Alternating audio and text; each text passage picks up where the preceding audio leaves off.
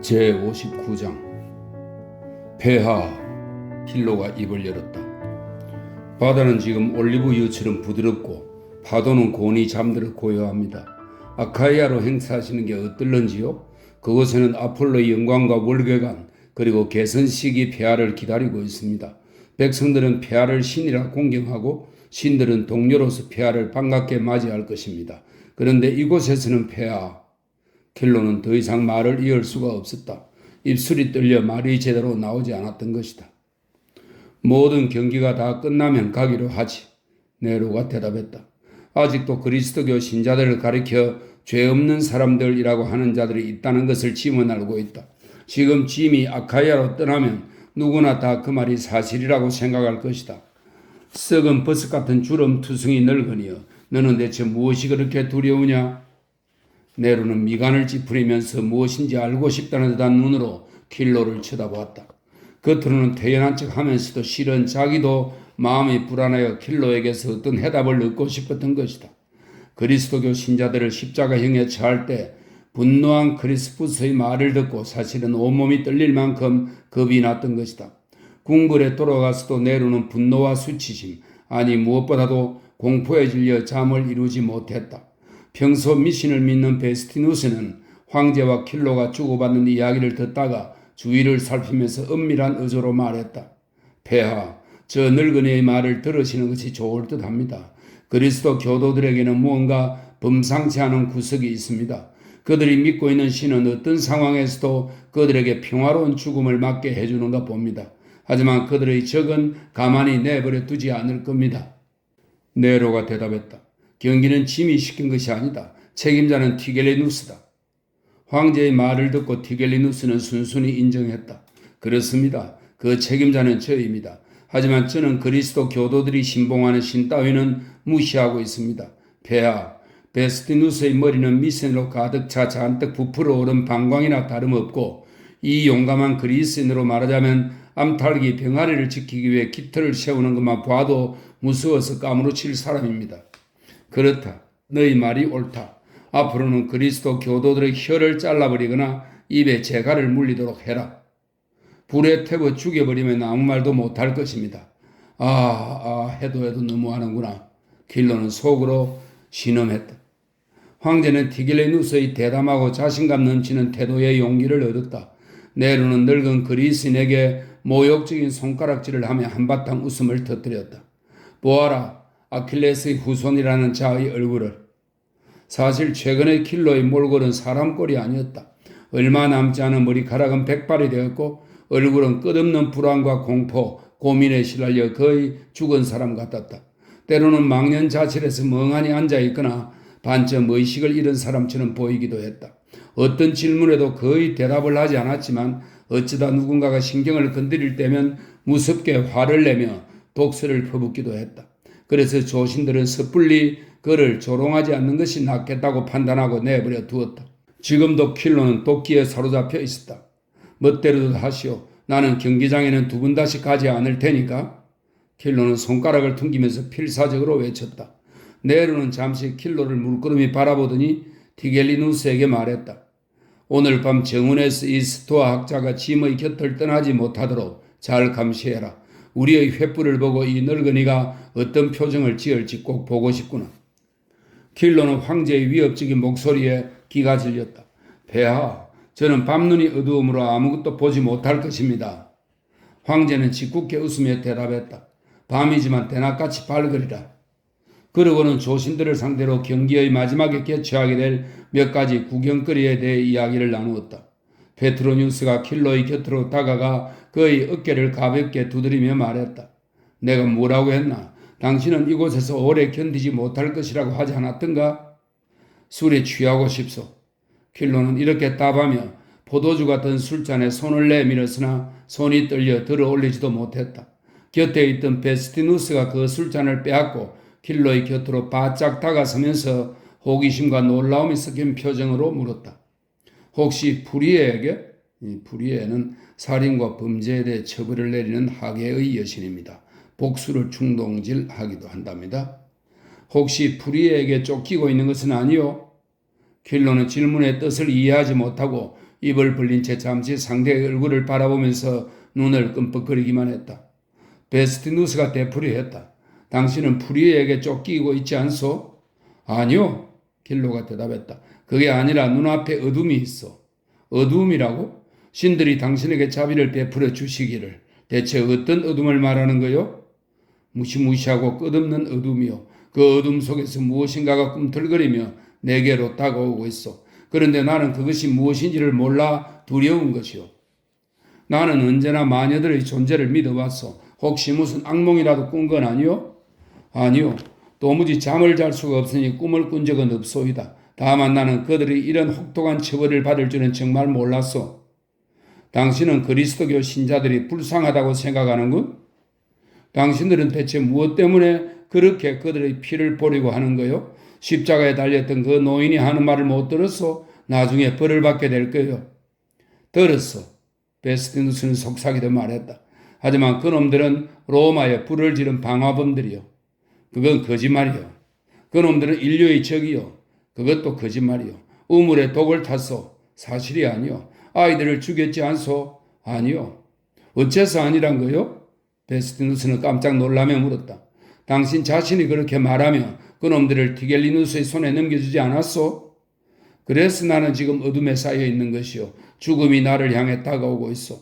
가끔 나는 내가 이미 죽었고 당신들도 죽은 사람이 아닌가 생각할 때가 있어. 아니요. 죽은 것은 그놈들이고 우리는 이렇게 버젓이 살아있지 않소. 그런데 한 가지만 말해 주시오. 그놈들이 죽을 때 보는 것이 대체 무엇이요? 그리스도. 그게 놈들의 신이요? 그 신은 힘이 센가? 킬로는 대답 대신 이렇게 물었다. 정원에서 횃불을 밝힌다는 것은 무슨 뜻이요? 아까 황제께서 하신 말씀 말이요? 나도 들었어. 그러니까 그건 사르멘티키나 세마쿠시라고 부르는데 죄수들에게 송진을 칠한 사형수의 튜닉을 입혀 기둥에 매달고 불을 붙이는 것이요.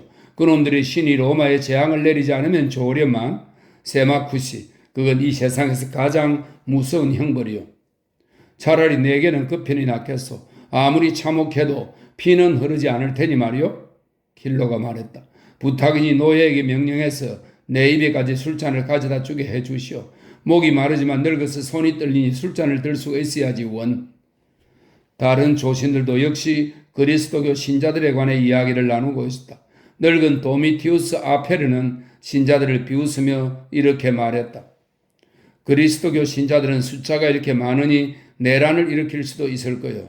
그런데 그놈들은 어찌된 일인지 사형장에서도 무기를 들려고 하지 않더군. 마치 양처럼 순순히 죽어가지 않았소? 그렇게 하지 않으면 제까지 것들이 감히 뭘 어쩌겠소? 티겔리누스가 말했다. 이때 페트로니우스가 끼어들었다. 당신네들은 잘못 생각하고 있어. 그들은 저항하고 있는 거요. 무엇으로? 인내라는 무기로. 일찍이 들어본 적이 없는 새로운 방법이구먼. 그래서 그들의 죽음이 보통 죄인들이 죽어가는 것과 같다고 할 수 있겠소? 아닐걸. 그들이 죽어가는 것을 보노라면 오히려 그들을 사형에 처한 자, 그러니까 우리와 온 로마인들이 죄인이 되어버린다는 느낌이 드니 말이요? 무슨 헛소리를 하는 게요? 티겔리누스가 소리쳤다. 바보 중의 바보로군. 페트로니우스가 응수했다. 다른 사람들은 전곡을 찌르는 페트로니우스의 말에 가슴이 뜨끔하여 한마디씩 했다. 그래 맞아. 죽음의 현장에서 본 그들의 태도에는 어딘가 특별한 데가 있었어. 내 생각에 그 자들은 죽어가면서 자기들의 신을 보고 있는 거야. 베스티누스가 한 구석에서 소리쳤다. 이 말을 듣고 몇몇 조신이 킬로를 쳐다보았다. 여보시오 늙은이, 당신은 그놈들에 대해 잘 알고 있는 것 같은데 말해보시오. 도대체 그놈들은 뭘 보고 있는 거요? 늙은 그리스인은 방금 마신 포도주를 튜닉에 토해내며 이렇게 대답했다. 부활. 그 말을 하면서 늙은이는 몸을 벌벌 떨었다. 주위에 있던 조신들이 어이없다는 듯이 일제히 폭소를 터뜨렸다. 제60장. 지난 며칠 동안 비니키우스는 집에 들어오지 않았다. 아마 또다시 새로운 계획을 세워 에스퀴리누스 감옥에서 리기아를 구출해내기 위해 동분서주하고 있으리라고 페트로니우스는 생각했다. 그러나 비니키우스의 계획이 행여 자기로 인해 잘못되지는 않을까 걱정되어 구태여 물어보려고 하지 않았다. 이 고상한 회의주의자는 갈수록 미신을 신봉하고 있었다. 특히 마메리투누스 감옥에서 리기아를 탈옥시키려 실패한 이후 더 이상 자기의 행운을 믿지 못하게 되었다. 페트로니우스는 비니키우스의 노력이 좋은 성과를 거두리라고는 기대하지 않았다. 에스킬리누스 감옥은 지난번 화재 때 불길이 번지는 것을 막기 위해 일부러 부순 가옥들의 지하철을 서로 연결하여 급조한 것으로 카피톨리움 언덕 근처에 있는 오래된 둘리아눔만큼 무서운 곳은 아니었지만 경비는 훨씬 삼엄했다. 리기아가 그곳으로 옮겨진 이유는 그녀가 열병으로 죽지 않도록, 그래서 경기장에서 군중의 구경거리로 만들 수 있도록 하기 위해서라는 것을 페트로니우스는 잘 알고 있었다. 지금 리기아는 그곳에서 특별히 엄중한 감시를 받고 있는 것이다.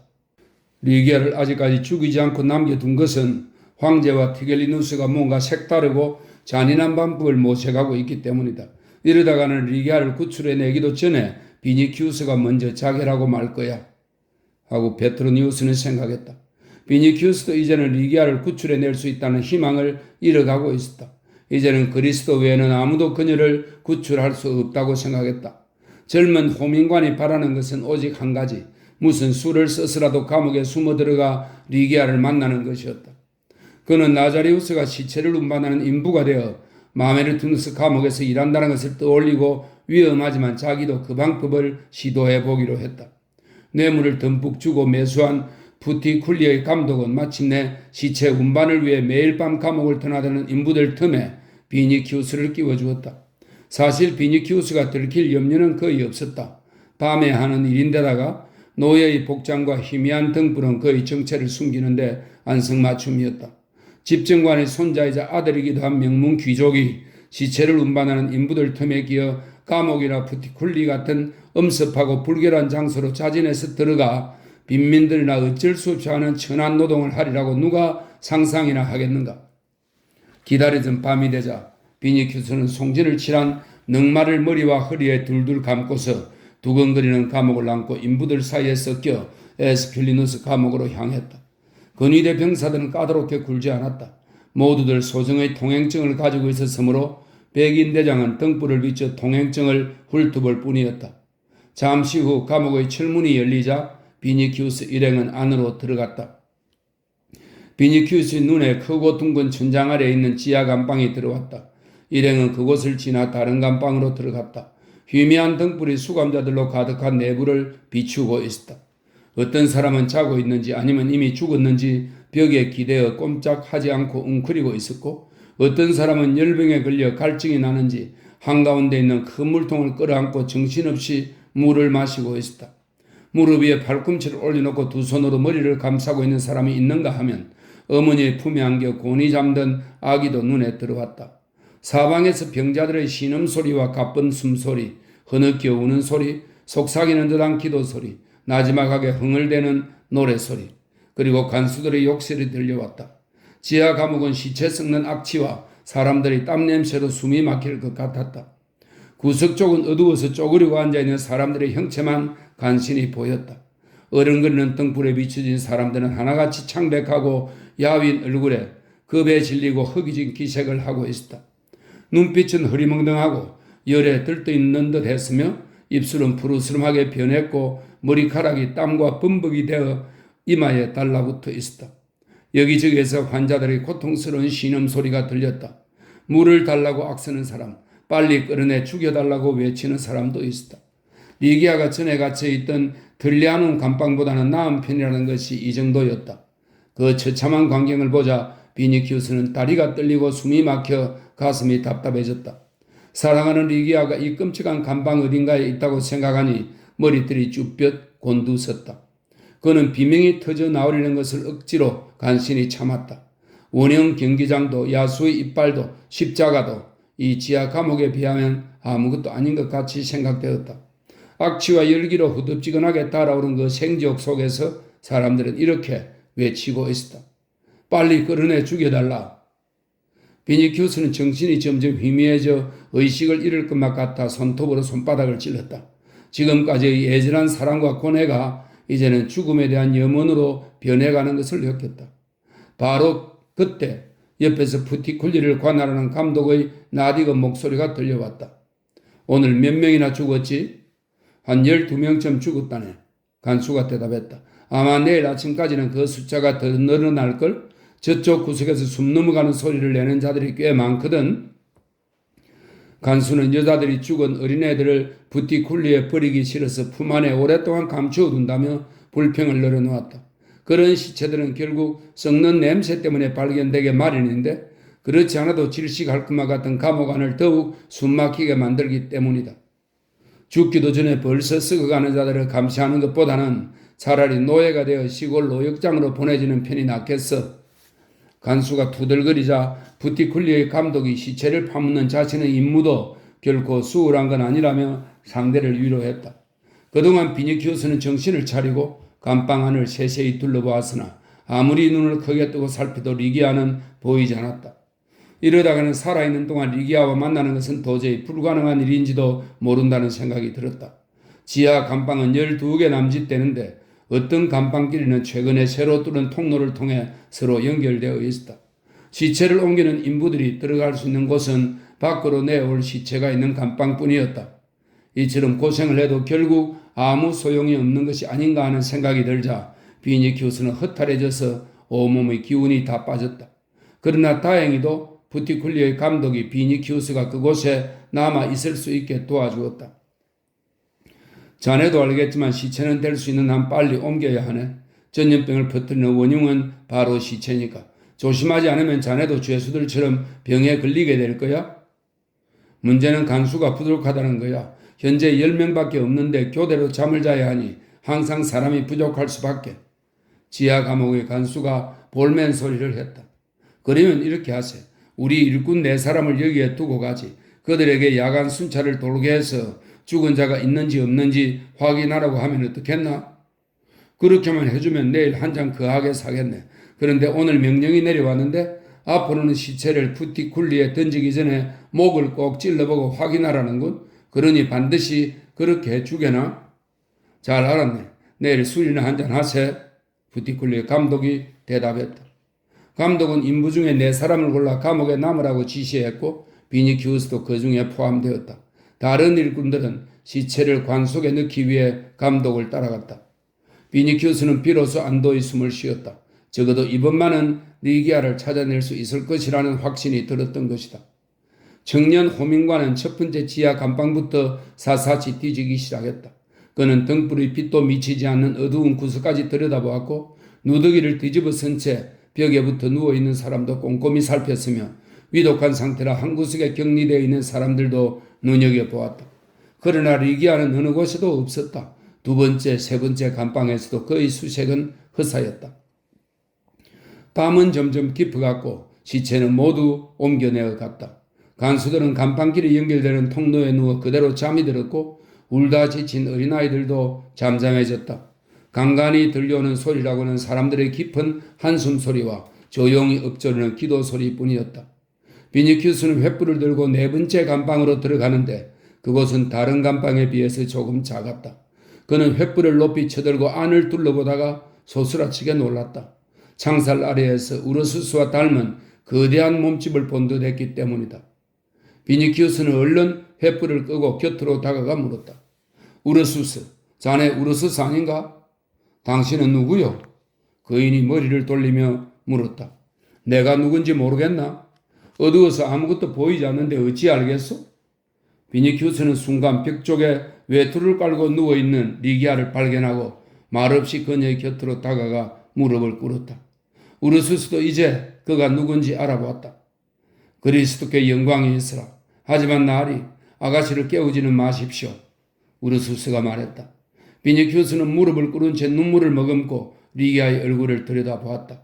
희미한 불빛 속에서도 그는 석고처럼 창백한 리기아의 얼굴과 가늘게 야윈 팔을 볼 수 있었다. 비니키우스의 가슴은 찢어질 것 같았고 영혼의 밑바닥까지 뒤흔드는 사랑과 연민, 숭배의 감정을 누를 길이 없었다. 그는 고개를 숙여 이 세상에서 그 무엇과도 바꿀 수 없을 만큼 소중한 사람이 누워있는 외투자락에 입술을 갖다 댔다. 비니키우스를 묵묵히 바라보고 있던 우르수스가 마침내 그의 튜닉 자락을 잡아당기며 물었다. 나으리, 어떻게 여기까지 들어오실 수 있었습니까? 아가씨를 구출하러 오신 겁니까? 비니키우스는 몸을 일으키고는 벅차오르는 감동을 억누르면서 간신히 대답했다. 어떻게 하면 구할 수 있겠나? 오히려 비니키우스가 물었다.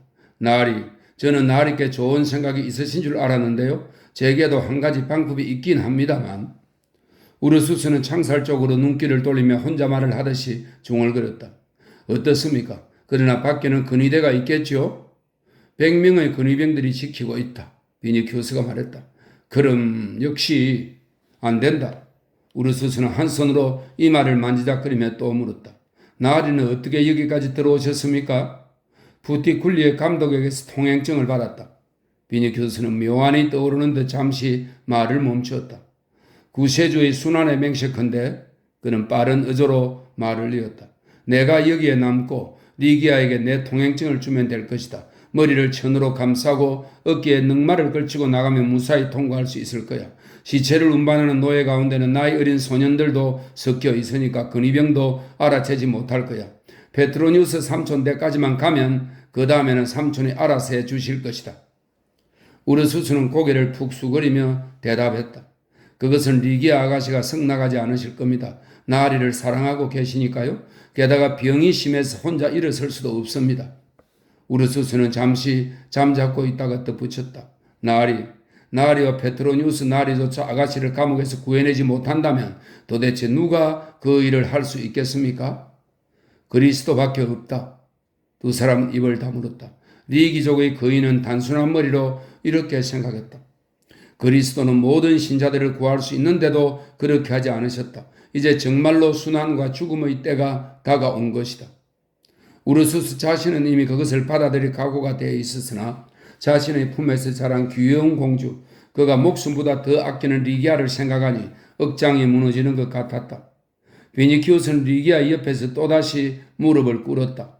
창사를 통해 스며들어온 달빛은 입구에서 깜빡이는 등불보다 더 환하게 감방 안을 비추어 주었다. 그때 리기아가 눈을 반짝 뜨더니 불같이 뜨거운 손바닥을 비니키우스의 손에 얹으며 말했다. 아, 당신이군요. 꼭 오실 줄 알았어요. 비니키우스는 그녀의 두 손을 잡아 자기의 이마와 가슴에 갖다 대고는 두 팔로 그녀를 꼭 끌어안았다. 내가 왔소, 리기아.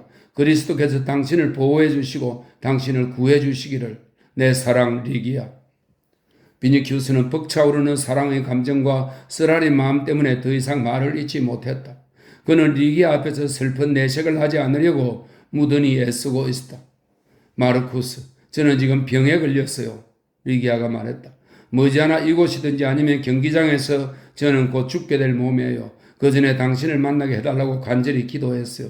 그런데 정말 이렇게 와주셨군요. 그리스도께서 제 기도를 들어주신 거예요.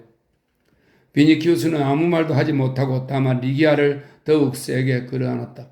리기아는 그의 품에 안겨 말을 이었다. 툴리아눔 감방의 창문을 통해 종종 당신의 모습을 볼 수 있었어요. 그래서 저는 당신이 제게 오고 싶어 하신다는 것을 알 수 있었답니다. 주님께서 우리가 마지막 작별 인사를 나눌 수 있도록 잠시나마 정신을 차리게 해주셨네요. 저는 곧 주님의 품으로 갈 거예요. 하지만 마르쿠스, 저는 당신을 사랑해요. 당신만을 영원히 사랑하겠어요. 비니키우스는 복받쳐 오르는 슬픔을 가까스로 억제하며 애써 침착하게 말했다. 아니요, 당신은 절대로 죽지 않을 것이요. 베드로 사도님께서 나더러 믿음을 가지라고 하시면서 당신을 위해 기도하시겠다고 약속하셨소.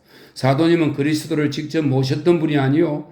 그리스도께서 사도님을 사랑하고 계시니 그분의 기도라면 꼭 들어주실 것입니다. 만일 당신이 죽을 운명이라면 베드로 사도님이 나에게 믿음을 가지라고 말씀하셨을 리가 없어요. 사도님은 틀림없이 믿음을 가지십시오라고 말씀하셨습니다. 그래요, 리기아. 그리스도는 당신의 죽음을 원하지 않으십니다. 절대 당신이 죽도록 내버려 두시지는 않을 거요. 구세주 이름을 걸고 맹세하는데 베드로 사도님께서 당신을 위해 기도하고 계십니다. 두 사람은 오랫동안 말이 없었다. 입구에 하나밖에 없는 등불은 꺼졌으나 창사를 통해 들어온 달빛이 방 안을 훤히 비춰주었다. 감방의 맞은편 구석에서 어린아이 하나가 훌쩍훌쩍 울다가 간신히 울음을 그쳤다. 감방 밖에서 불침번을 마치고 주사위 놀이를 하는 근위대 병사들의 떠들썩한 소리가 들려왔다. 아, 마르쿠스, 리기아가 말했다. 그리스도께서도 아버지이신 하나님께 이 쓴 잔을 제게서 거두어 주시옵소서라고 말씀하셨지만 결국은 그 잔을 받아들이셨습니다. 지금 수많은 사람들이 주님을 위해 죽어가고 있어요. 그런데 어찌 제가 저만 살려달라고 그리스도께 외원할 수 있겠습니까? 언젠가 베드로 사도님께서 자신도 고통을 받으며 죽게 될 것이라고 말씀하신 적이 있습니다. 그런데 그리스도께서 저 하나만 살려주실 수 있겠어요? 그분에 비하면 저는 정말 하찮은 존재인걸요. 처음 근위대 병사들에게 체포되었을 때는 죽음과 고문이 두려웠으나 이제는 조금도 무섭지 않습니다. 보시다시피 이곳은 참혹한 감옥입니다. 그러나 저는 곧 하늘로 올라갈 거예요. 이 세상에는 황제가 있지만 천국에서는 자비롭고 인자하신 구세주께서 기다리고 계십니다. 게다가 그곳에는 죽음도 없습니다. 당신은 저를 사랑하십니다. 그러니 천국으로 가면 제가 얼마나 행복할까 하고 생각해 보세요. 사랑하는 마르쿠스, 당신도 언젠가는 그곳에서 저와 회우할 것이라고 생각해 보세요. 리기아는 숨을 고르기 위해 잠시 말을 멈추더니 그의 손을 끌어당겨 자기 입술에 갖다 댔다. 마르쿠스, 듣고 있소 리기아. 저 때문에 눈물 흘리지 마세요. 당신도 제가 있는 그곳으로 뒤따라 오시리라는 것을 잊지 마세요. 제 생애는 짧게 끝나겠지만 하나님께서는 당신의 영혼을 제게 주셨습니다. 그러니 저는 그리스도를 만나면 이렇게 말씀드릴 거예요. 제 약혼자 마르쿠스는 제가 죽은 뒤 슬픔 속에 홀로 남겨졌지만 주님의 뜻을 원망하지 않고 한결같이 주님을 사랑하고 있다고요. 부탁해요. 언제나 주님을 사랑하고 내 죽음에 대해 믿음과 인내로서 견뎌 주세요. 때가 되면 주님은 반드시 우리 두 사람을 다시 만나게 해 주실 테니까요. 저는 당신을 사랑해요. 그리고 당신과 영원히 함께 있고 싶어요. 리기아는 숨이 가빠오는 듯 잠시 말을 그쳤다가 들릴 듯 말 듯한 목소리로 마지막 말을 덧붙였다. 마르쿠스, 약속해 주시는 거죠? 비니큐스는 떨리는 두 팔로 리기아를 포옹하며 말했다. 신성한 당신의 얼굴에 대고 약속하겠소. 리기아의 얼굴은 달빛을 받아 아름답게 빛나고 있었다. 리기아는 다시 한번 비니큐스의 손을 잡고 입을 맞추었다. 저는 당신의 아내입니다. 영원히. 벽 너머에서는 주사위 놀이를 하는 근위대 병사들이 소리 높여 말다툼을 벌이고 있었다. 그러나 비니큐스와 리기아는 자신들이 감옥에 있다는 사실도 옆에 있는 간수들도 그리고 이 세상의 모든 것도 다 잊은 채 상대방의 가슴 속에서 천사의 영혼을 느끼며 함께 기도하기 시작했다. 제61장 그로부터 사흘간, 아니 사흘밤이라고 해야 할 시간을 함께 지새는 동안 두 사람의 평화를 깨뜨리는 것은 아무것도 없었다. 산 사람들 사이에서 시신을 가려내고 중환자를 경미한 환자와 격리시키는 일과가 끝난 뒤 간수들이 통로에서 잠이 들면 비니큐스는 리기아가 있는 감방으로 가서 창살 사이로 아침 햇살이 비쳐들 때까지 머물러 있었다. 리기아는 비니큐스의 가슴에 안겨 사람과 죽음에 대해 다정하게 이야기를 나누었다. 사색과 대화에 열중하면서 두 사람의 염원과 희망은 속세에서 점점 멀어져 완전히 현실감을 잃어가고 있었다. 두 연인들은 마치 배를 타고 멀리 나아가 육지가 보이지 않는 미지의 섬에 이른 듯 끝없는 무아지경 속으로 빠져들고 있었다. 암담한 현실의 벽에 갇힌 두 영혼은 서로에 대한 사랑과 그리스도에 대한 사랑으로 어느덧 천상으로 떠날 마음의 준비를 갖춘 슬픈 영혼이 되었다. 그러나 비니큐스의 가슴 속에는 아직도 이따금씩 거센 태풍과 같은 고통이 휘몰아치기도 하고 십자가에 달리신 주님에 대한 사랑과 믿음에서 솟아나는 희망의 불꽃이 번개처럼 번쩍이기도 했다. 그러면서 그의 마음은 나날이 현세에서 멀어졌고 차츰 죽음을 지향하게 되었다. 아침이 되어 감옥에서 나올 때면 온 세상과 도시도 친지들도 그리고 일상의 삶도 모두가 꿈속의 환영처럼 보였다. 모든 것이 멀고 낯설고 헛되고 부질없는 일처럼 여겨졌다. 이제는 순환에 대한 두려움조차도 명상에 잠겨 무언가를 뚫어지게 쳐다보고 있으면 어느 틈에 스르르 사라지곤 했다. 벌써 두 사람이 영혼 속에서 함께 있는 것 같은 느낌이었다. 그들은 서로 얼마나 사랑하는지 이야기했으며 그리고 앞으로 사랑하며 함께 살아갈 나날들에 대해서도 꿈꾸었다. 그러나 그것은 결국 무덤 저편의 세상에서나 실현될 수 있는 현실과는 동떨어진 일이었다. 아주 가끔씩 두 사람의 생각이 현실에 머물 때도 있었는데 그것은 먼 길을 떠나려는 사람들이 여행을 준비하며 상의하는 절차에 불과했다. 인적 없는 황량한 사막에 외로이 서 있는 두 개의 기둥처럼 두 사람의 주위를 한없는 적막이 에워싸고 있었다. 그들의 유일한 소망은 다만 그리스도께서 두 사람을 영원히 함께 있게 해 주셨으면 하는 것이었다. 자신들의 바람이 꼭 이루어질 것이라는 확신 속에서 두 사람은 자기들을 맺어주고 있는 고리이자 행복과 무한한 평화의 원천인 그리스도를 더욱 열렬히 사랑했다. 몸은 땅 위에 있었지만 세속의 먼지는 이미 그들의 몸에서 깨끗이 사라졌다. 두 사람의 영혼은 눈물처럼 영롱했다. 죽음의 위협과 불행과 고통이 도사리고 있는 중에도 지금 감옥의 집더미 위에 함께 있는 두 사람 앞에는 천국의 문이 활짝 열려 있는 것만 같았다. 그것은 리기아가 구원받은 성녀처럼 비니키우스의 손을 잡고 영원히 마르지 않는 생명의 샘으로 비니키우스를 인도했기 때문이다. 베트로니우스는 비니키우스의 얼굴이 전에 볼 수 없던 평화와 알 수 없는 생기로 빛나는 것을 보고 깜짝 놀랐다. 그는 혹시 비니키우스가 리기아를 구출할 새로운 방법을 찾아낸 것이 아닐까 하고 생각했다. 그리고 그 계획을 자기에게 털어놓지 않는 것을 자못 섭섭하게 여겼다. 베트로니우스는 참지 못하고 마침내 이렇게 물었다. 요즘 너는 완전히 딴 사람이 되었구나. 비밀이 있으면 내게 말해주지 않겠니? 나는 너를 도와주고 싶고 또 그럴 능력도 있으니까 말이다. 무슨 좋은 계획이라도 있는 거니? 예, 있습니다. 그러나 이젠 삼촌께서 도와주실 수가 없습니다. 제 계획은 리기아가 죽은 후 제가 그리스도교 신자라는 것을 고백하고 그 뒤를 따르는 것입니다. 비니키우스가 명쾌하게 대답했다. 그런 모든 희망을 포기했단 말이구나? 아닙니다. 그리스도께서는 리기아를 제게 돌려보내 주실 것이고 그러면 저는 그녀와 영원히 이별하지 않아도 된다는 새로운 희망을 가지게 되었습니다. 베트로니우스는 실망스럽고 답답하다는 표정으로 아트리움 안을 서성거렸다. 그렇다면 무엇 때문에 너희들이 그리스도가 필요하다 말이냐? 우리 로마의 타나토스는 로마 신화의 죽음의 신입니다. 타나토스도 너를 위해 그리스도와 같은 역할을 해줄 수도 있는데 비니키우스는 서글픈 미소를 지으며 말했다. 그건 다릅니다. 그러나 삼촌께서는 제 말을 이해하려고 하지도 않으십니다. 그래, 난 알지도 못하고 알고 싶지도 않구나. 베트로니우스가 대답했다. 지금은 우리가 이렇게 노닥거리고 있을 때가 아니야. 우리가 리기아를 둘리아눔에서 구출하지 못했을 때 너가 뭐라고 했는지 기억나니? 내가 모든 희망을 잃고 낙담하고 있을 때 너는 집에 돌아와서 그래도 저는 그리스도께서 리기아를 제게 돌려보내 주실 것이라고 믿고 있습니다. 라고 말하지 않았니? 그렇다면 어떻게든 그리스도에게서 그녀를 돌려받아야 할 것이 아니냐? 만일 내가 진귀한 술잔을 바닷속에 던진다면 로마의 신들 중에 그것을 내게 돌려보내 줄 수 있는 신은 아마 하나도 없을 것이다. 그러나 만일 너희들의 신 또한 그런 능력이 없다면 어째서 그 신을 로마의 오래된 신들보다 더 숭배해야 하는지 이해할 수가 없구나. 하지만 그리스도께서는 반드시 리기아를 제게 돌려보내실 겁니다. 비니키우스가 분명한 의조로 대답했다. 베트로니우스는 어깨를 으쓱했다. 알고 있니? 내일은 황제의 정원에서 그리스도 신자들을 화형시킨다는구나? 내일이라고요? 비니키우스는 베트로니우스의 말을 반복했다. 바로 눈앞에 다가온 무서운 현실 앞에서 그의 마음은 다시 괴로움과 두려움으로 가득 찼다.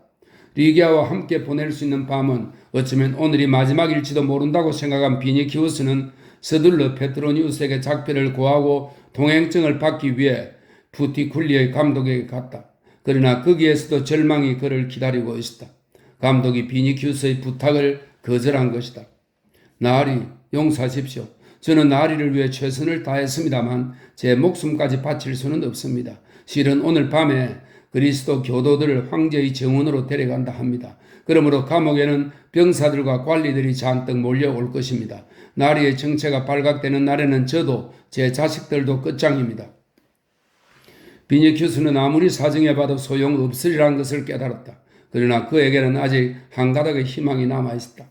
그의 얼굴을 아는 병사들이 혹시 통행증이 없어도 들여보내주지 않을까 하는 것이었다. 밤이 되자 비니키우스는 연회 때처럼 인부들이 입는 거친 양모로 된 튜닉을 입고 머리를 천으로 감싼 채 감옥으로 갔다. 감독의 말대로 그날은 여느 때보다 경비가 상음했다. 설상가상으로 백인대장 스케비누스가 비니키우스의 정체를 금방 알아챘다. 그는 황제에게 몸과 마음을 헌신하고 있는 충직한 군인이었다. 하지만 철갑칠은 단단한 그의 마음속에도 인간의 불행에 대한 일말의 동정심은 남아있는 모양이었다. 규율대로 하자면 창으로 방패를 두드려서 불법 침입자에 대한 경보를 발동해야 하지만 그렇게 하지 않고 비니키우스를 구석으로 데리고 가서 조용히 말했다. 각하, 집으로 돌아가십시오. 저는 각하가 누구인지 알고 있지만 각하의 죽음을 원치 않으므로 누설하지는 않겠습니다. 그러나 감옥 안에는 들여보내드릴 수가 없습니다. 제발 돌아가 주십시오. 신들이 각하에게 위안을 주시기를 빕니다. 나를 통과시켜 주지는 않더라도 여기 남아서 끌려가는 사람을 볼 수 있게나 해주게. 비니키우스가 간청했다. 그것까지 단속하라는 명령은 없었습니다.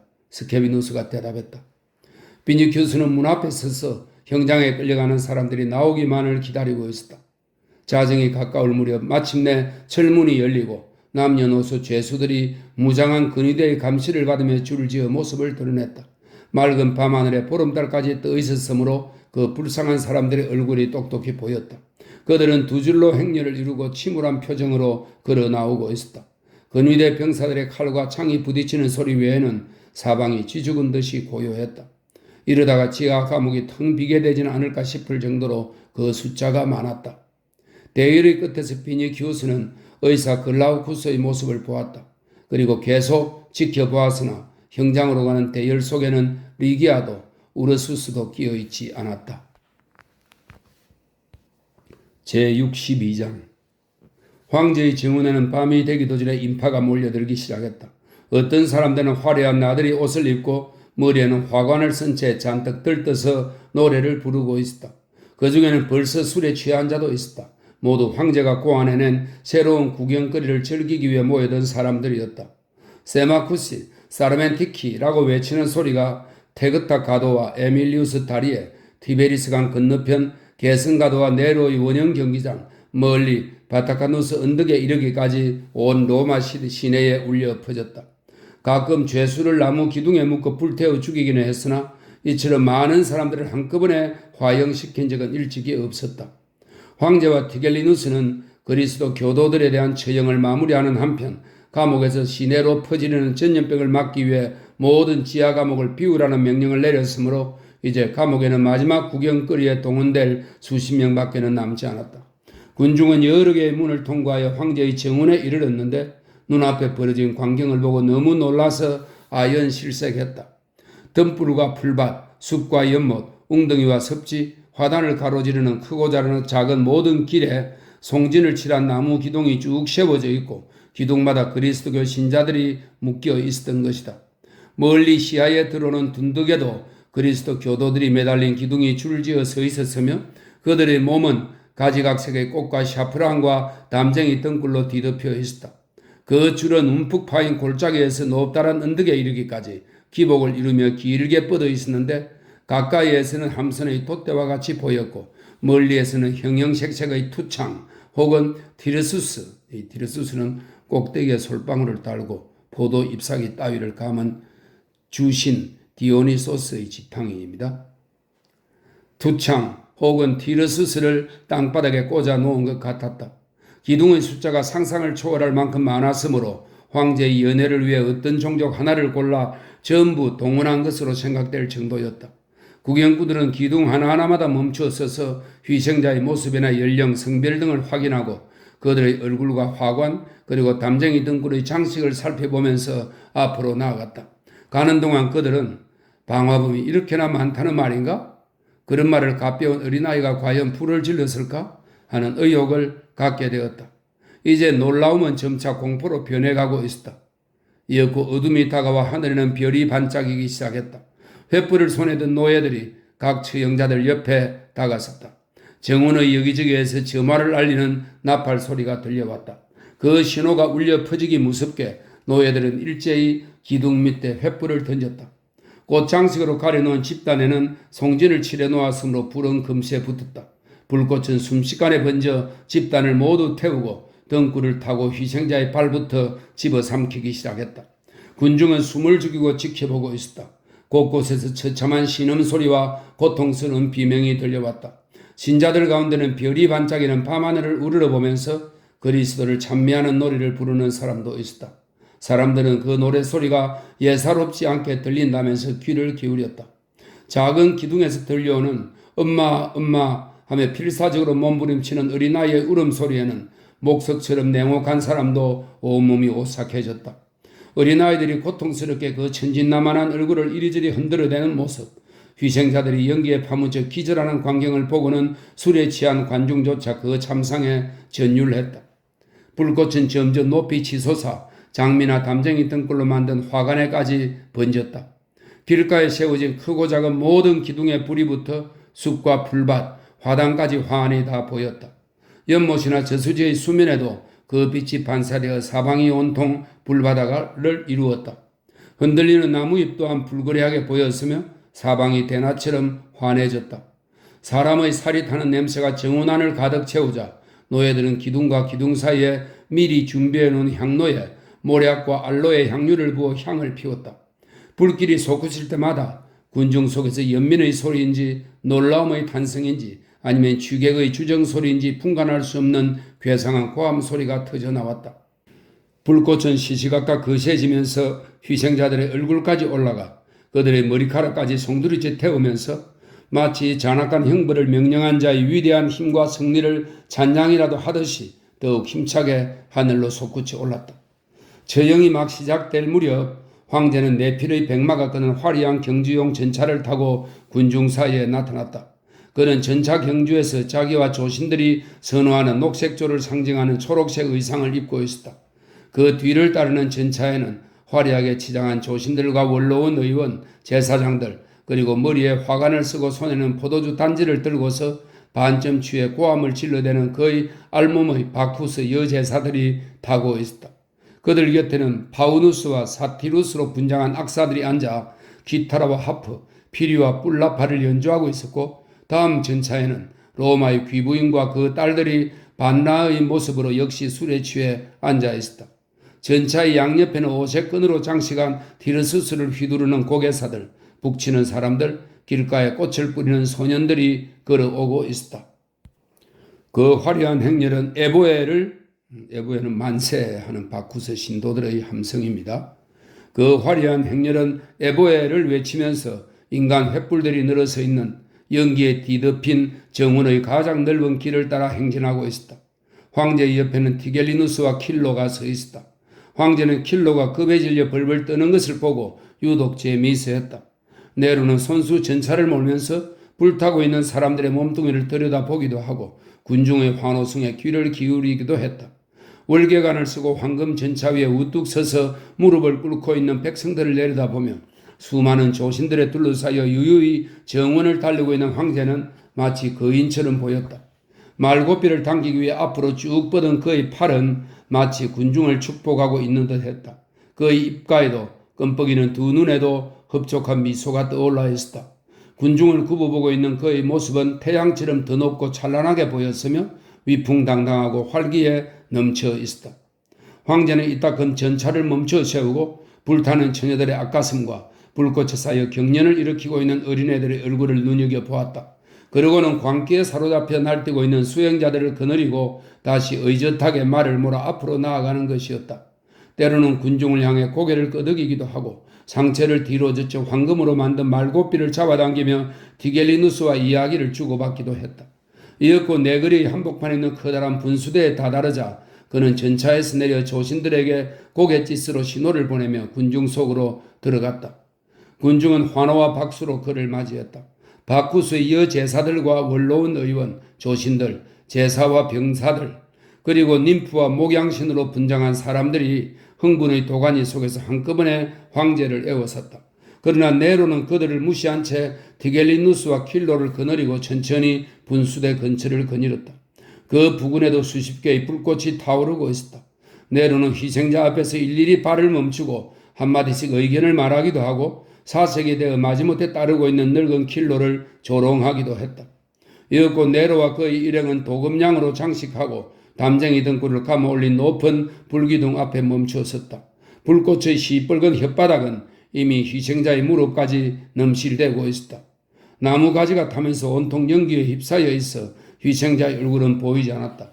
그러나 잠시 후 밤의 미풍이 연기를 몰아내자 흰 수염을 가슴까지 늘어뜨린 노인의 얼굴이 나타났다. 그 얼굴을 본 순간 킬로는 갑자기 바닥에 들썩 주저앉았다. 그의 입에서는 인간의 목소리라기보다는 까마귀 울음소리와 같은 비명이 터져나왔다.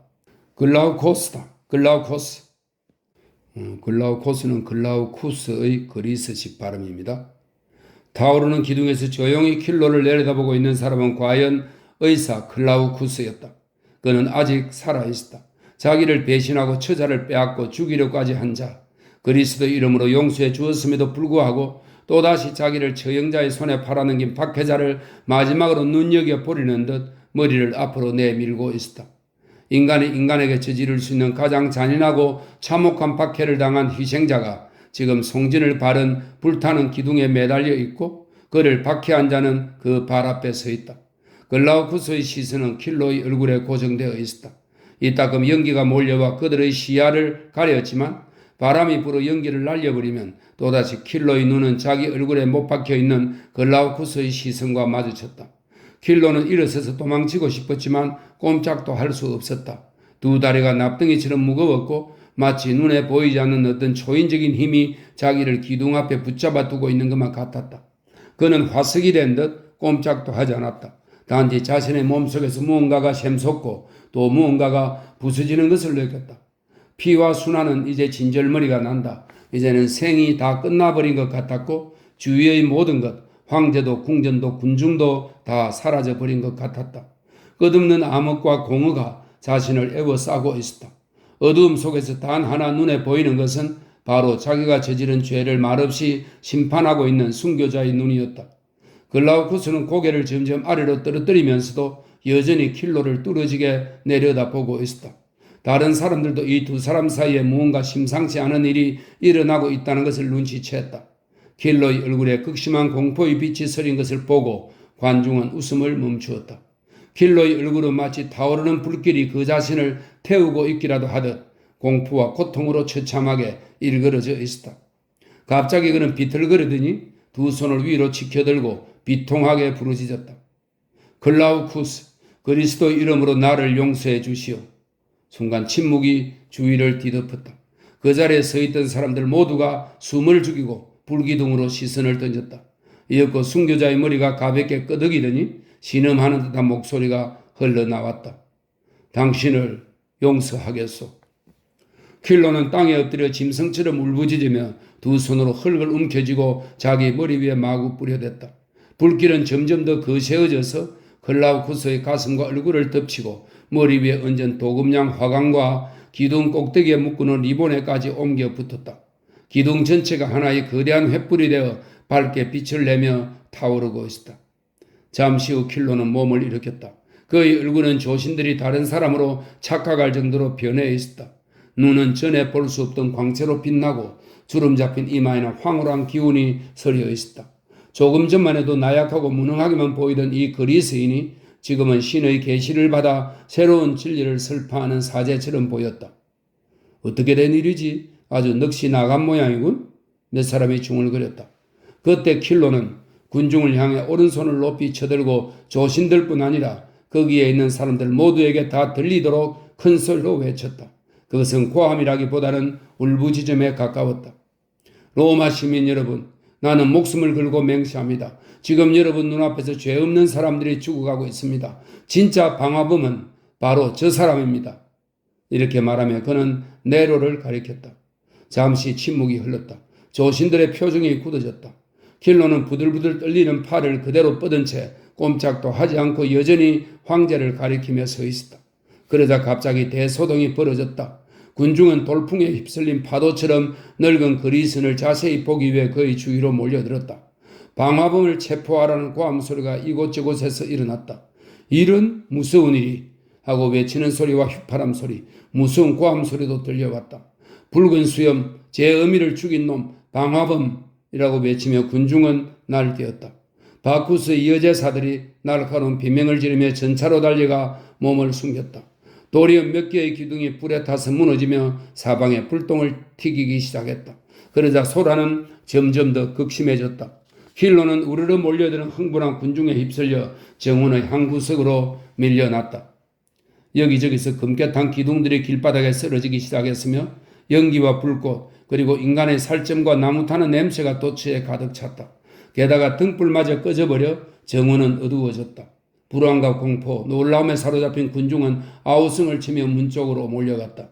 그동안 조금 전에 일어난 사건이 와전되어 입에서 입으로 퍼져나갔다. 황제가 기절했다는 둥, 방화를 자인했다는 둥, 벼랑간 중병에 걸렸다는 둥, 다 죽어가는 상태로 전차에 실려 나갔다는 둥, 순식간에 갖가지 소문들이 떠돌았다. 이곳저곳에서 그리스도 교도를 동정하는 말들도 들려왔다. 만일 그들이 로마를 불살한 것이 아니라면 도대체 무엇 때문에 이처럼 부당하게 학살하고 피를 흘리게 했는가? 신들은 이 죄 없는 사람들을 위해 복수를 하실 것이다. 무슨 제물로 신들의 노여움을 달랠 수 있을까?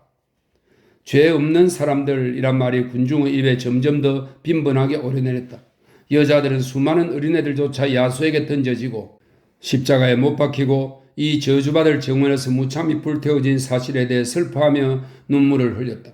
그리고 그런 동정심은 마침내 황제와 티겔리누스에 대한 정오로 바뀌었다. 사람들 중에는 이런 끔찍한 형벌과 죽음마저 꿋꿋하게 버텨낼 수 있는 힘을 준 저들의 신은 과연 어떤 신일까? 하는 의문을 품으며 옆 사람에게 묻는 자도 있었다. 군중은 각자 생각에 잠겨 집으로 돌아갔다. 한편 킬로는 아직도 정원 안을 헤매고 있었다. 어디로 가야 할지 무엇을 해야 할지 몰라 그저 묵묵히 정원을 걷고 있었다. 그는 다시 무력하고 처량하고 병든 늙은이로 되돌아가 있었다. 반쯤 타다남은 시체에 발이 걸려 비틀거리기도 하고 아직도 불꽃이 남아있는 금깨탄 기둥을 밟기도 하면서 초점 없는 눈으로 이리저리 둘러보며 하염없이 걸었다. 정원은 이미 어둠에 잠겨 있었다. 다만 창백한 달빛만이 나무 사이를 뚫고 도로 주변과 금깨탄 기둥, 비참한 형상으로 변한 희생자들의 몸을 비추고 있을 뿐이었다. 그러나 늙은 그리스인은 그 달빛 속에서 글라우쿠스의 눈이 여전히 자기를 응시하고 있는 것 같아 견딜 수가 없었다. 그는 달빛을 피해 재빨리 나무 그늘에 숨었다. 그러나 눈에 보이지 않는 힘이 자꾸만 그를 그늘에서 달빛 아래로 끌어당겼다. 킬로는 어느새 글라우쿠스가 숨을 거둔 분수대 곁으로 발길을 향하고 있었다. 바로 그때 어떤 손이 킬로의 어깨를 잡았다. 깜짝 놀라 뒤를 돌아보니 처음 보는 사람이 서 있었다. 늙은 그리스인은 자기도 모르게 소리를 질렀다. 뭐야? 당신은 누구시오? 타르수스에서 온 바오르라고 합니다. 사도입니다. 나는 저주받은 사람이요. 내게 무슨 할 말이라도 있으십니까? 사도가 대답했다. 당신의 구원을 도우려고 왔습니다. 킬로는 비틀거리며 나무에 기댔다. 두 다리는 후들거렸고 두 팔은 힘이 빠져 축 늘어졌다. 나는 구원받을 자격이 없습니다. 킬로가 절망적으로 외쳤다. 그리스도께서 십자가에 매달리셨을 때 옆에서 함께 십자가에 못 박힌 강도가 회개하자 그를 용서하셨다는 얘기를 들어본 적 있으십니까? 바오로 사도가 물었다. 제가 어떤 짓을 저질렀는지 당신은 모르실 겁니다. 나는 당신이 고민하는 것을 보았고 진실을 말하는 것도 들었습니다.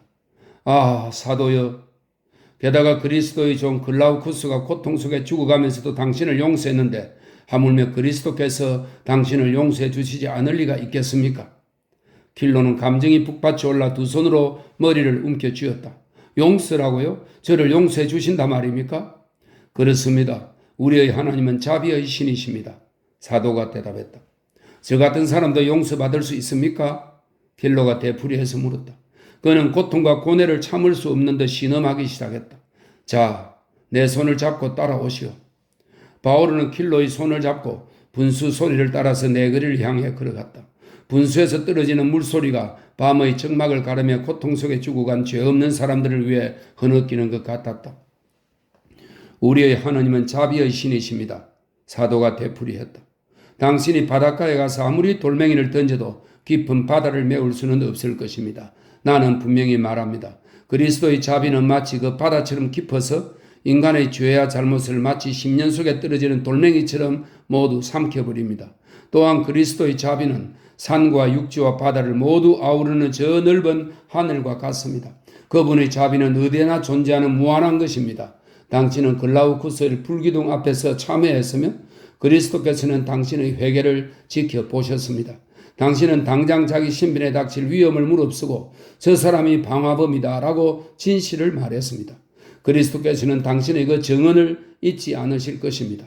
당신의 죄도 거짓말도 그 말 한마디로 모두 용서를 받았습니다. 당신의 마음속에는 이제 오직 회함만이 있을 뿐입니다. 그러니 나를 따라와 내 말을 들으십시오. 이렇게 말하는 나도 전에는 그리스도를 배척하고 그리스도께서 선택하신 백성들을 박해한 사람입니다. 나는 그리스도를 원하지 않았고 그분을 믿지 않았습니다. 그러나 그리스도께서 내 앞에 직접 나타나셔서 나를 이끌어 주셨습니다. 그때부터 그리스도는 내가 가장 사랑하는 분이 되었습니다. 그리스도께서 지금 당신에게 괴로움과 두려움, 고통을 주시는 것도 당신을 부르기 위해서입니다. 당신은 그리스도를 정오했지만 그리스도는 당신을 사랑하셨습니다. 당신은 그리스도를 믿는 사람들을 죽음의 길로 몰아넣었지만 그리스도께서는 당신을 용서하시고 당신을 구원해 주려고 하십니다. 감격한 노인은 몸을 떨며 오열했다. 그의 영혼은 천갈래 만갈래로 찢어지는 것 같았다. 바오르는 킬로를 포옹하며 용기를 북돋워 주었다. 그러고는 병사가 포로를 인솔하듯 킬로를 인도했다. 자, 나와 함께 갑시다. 내가 당신을 그리스도 앞으로 데려가겠습니다. 그래서 내가 이렇게 당신을 찾아온 것입니다. 그리스도는 사랑의 힘으로 많은 사람들을 모으라고 내게 명하셨습니다.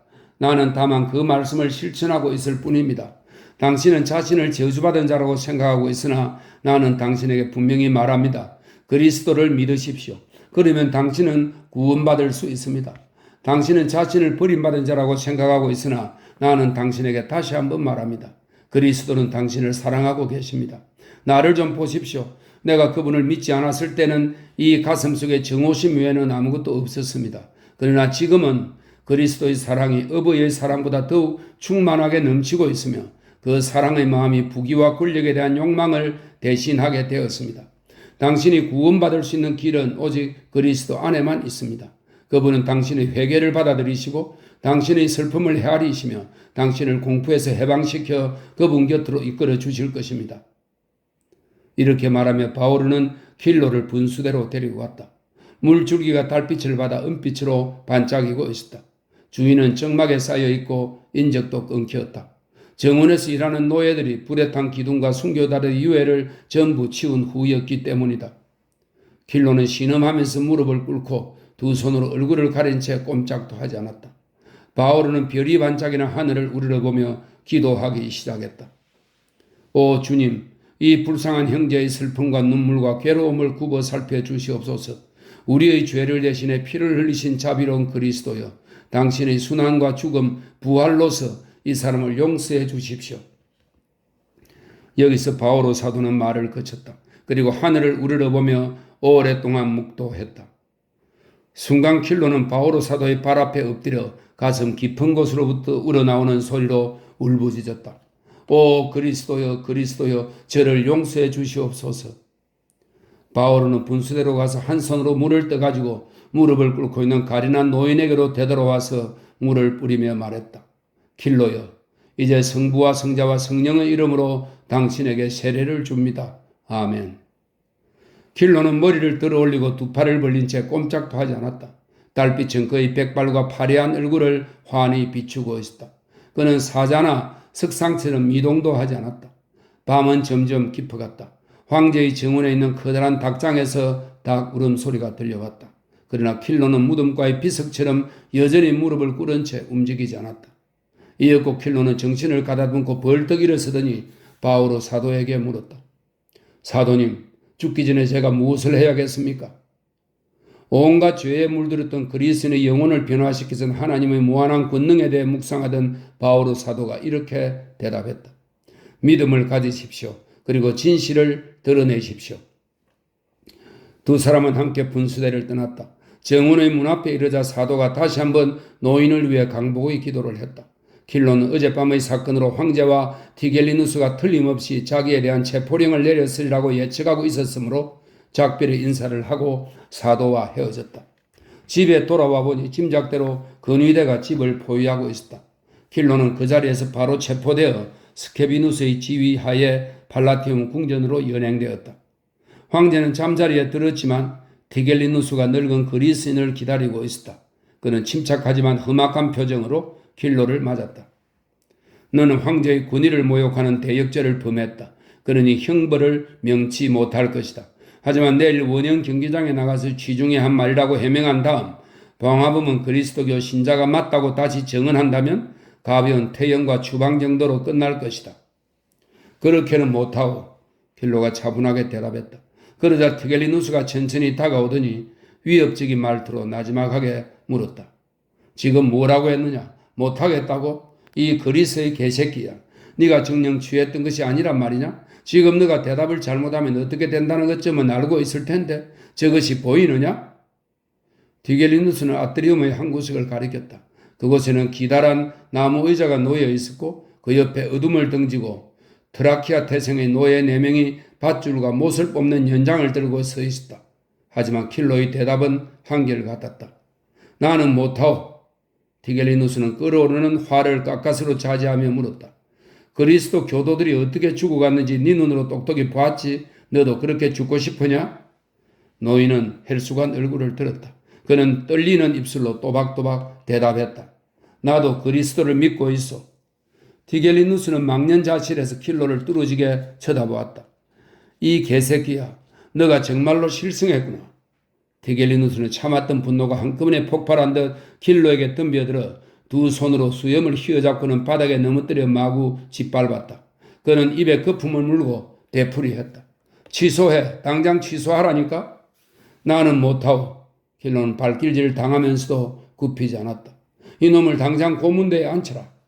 명령이 떨어지기가 무섭게 트라키아인들은 킬로를 끌어다가 의자 위에 올려놓고 밧줄로 꽁꽁 묶은 다음 못 뽑는 기구로 그의 뼈만 남은 정강이를 조이기 시작했다. 그러나 킬로는 의자에 포박당할 때에도 겸손하게 노예들의 손에 입을 맞추었고 고문을 당하면서도 지그시 눈을 감고 마치 죽은 사람처럼 고분고분했다. 디겔리누스는 킬로의 숨이 아직 끊어지지 않은 것을 확인하고 허리를 굽혀 다시 한번 취소하겠느냐라고 물었다. 킬로의 새파래진 입술이 간신히 움직이더니 희미한 속삭임이 겨우 흘러나왔다. 나는 못하오. 디겔리누스는 고문을 중지시켰다. 그리고는 분노와 당혹감으로 얼굴을 찡그리며 아트리움을 서성거렸다. 그러다가 문득 묘안이 떠오른 듯 트라키아인 노예를 향해 소리쳤다. 이놈의 혓바닥을 뽑아버리라.